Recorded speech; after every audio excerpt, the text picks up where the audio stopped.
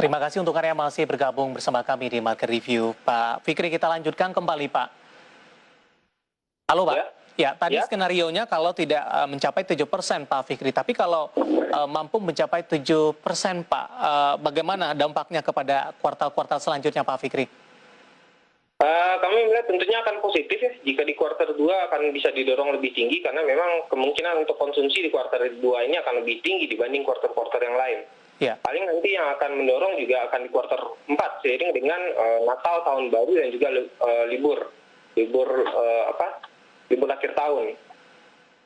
Kami tuh melihat kemungkinan skenario pesimisnya jika di kuartal 2 ini tidak mencapai 7% atau mungkin antara 4,5 sampai 5%, kemungkinan di akhir 2021 pertumbuhan ekonomi kita akan berada di sekitar 3,9%. Ya.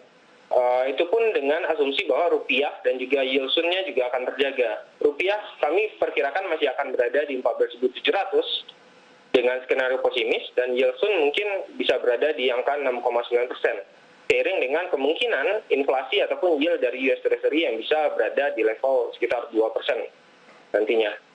Tapi jika dalam skenario kami, dalam skenario moderat, bila pertumbuhan ekonomi bisa dikejar di angka sekitar 6 sampai 6,5% di kuartal 2 ini, harapan kami pertumbuhan ekonomi Indonesia di akhir tahun 2021 bisa di angka 4,4%. Itu pun dengan catatan bahwa nilai tukar rupiah bisa berada antara 14.300, yield sun bisa berada di antara sekitar 6,2%, yield sun 10 tahun maksudnya.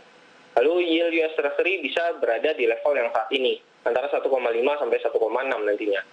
Tapi jika memang bisa di angka 7%, tentunya harapan kami pertumbuhan ekonomi Indonesia di akhir 2021 bisa mendekati ke angka 5% atau di angka 4,9%.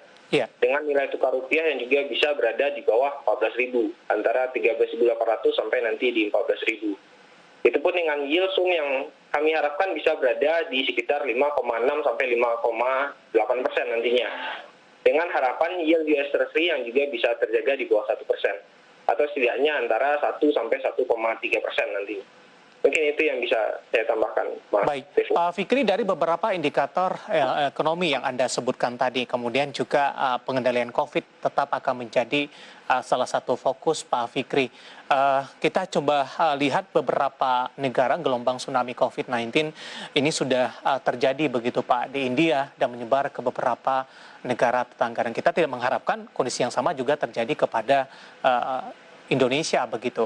Bagaimana pertimbangannya terkait dengan indikator ini, Pak Fikri? Kemudian momentum Ramadan dan Lebaran, meskipun kegiatan mudik dilarang, tapi tampaknya masih bisa berlangsung dalam waktu-waktu tertentu. Apakah ini juga akan melihat bagaimana evaluasi pasca mudik nantinya? Karena kalau kita bandingkan dengan tahun sebelumnya, pasca mudik itu kasus dari COVID-19 di Indonesia cenderung mengalami peningkatan, Pak.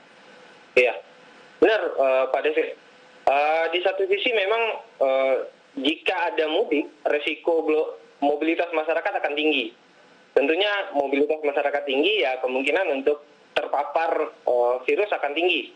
Tapi di sisi lain untungnya sekarang vaksinasi kita sudah cukup baik.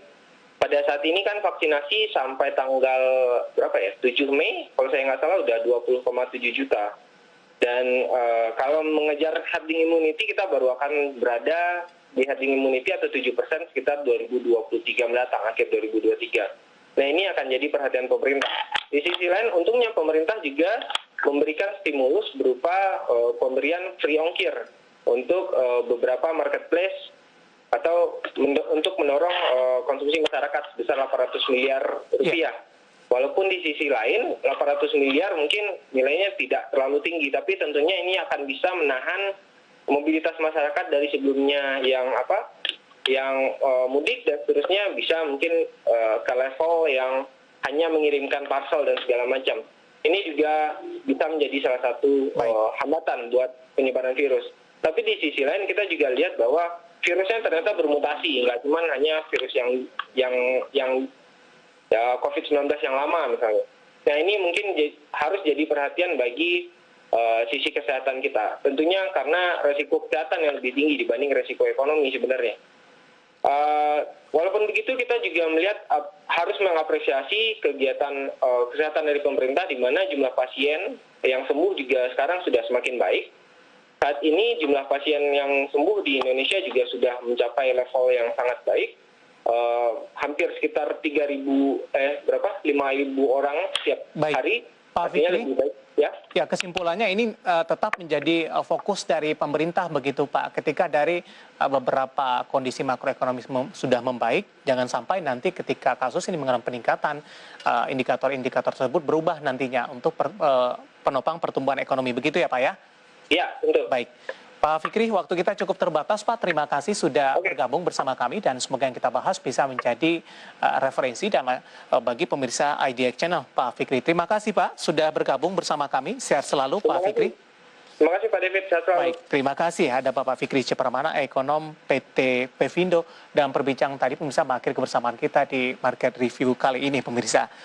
Dan pemirsa, kami ingatkan kembali untuk Anda tetap lakukan 5M pemirsa untuk menjaga atau meminimalisir dari pandemi COVID-19 pemirsa.